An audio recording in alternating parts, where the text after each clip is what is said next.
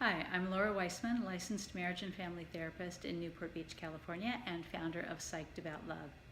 Tonight, I want to continue our conversation about sex because I had the privilege of spending the last 3 days in a training talking about sexuality in the context of imagotherapy, which is the theory that I use, the modality for working with couples. And it was a fantastic experience. So I wanted to share a little bit of the things that I learned, just very, very basic things, that in the context of some of the other videos that you've seen about how to have an imago dialogue, you might begin to think about this as well.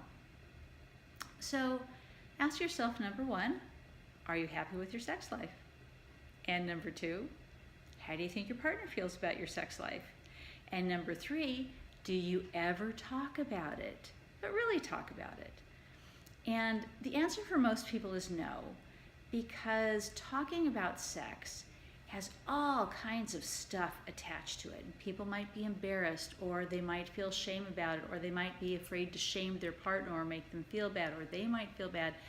Any number of reasons for not talking about it. But the truth is, sex is like, I don't know, fruit. Which fruit do you like? Do you like apples? Well, that's really interesting. I like oranges. Really, they're a little too tart for me. So do you like big apples, green apples, red apples? It's just another conversation to have until you start loading that conversation up with other meaning that you assign to it that aren't necessarily there. So the first thing is, again, to ask yourself those questions. Even if you are satisfied, it's still a great opportunity to talk to your partner and to connect over something that is a pretty important aspect of your relationship. So now envision yourselves being in the imago dialogue. You're sitting facing each other, you're connecting. And you might start with questions like, what I most like about having sex with you is, and then your partner would just reflect.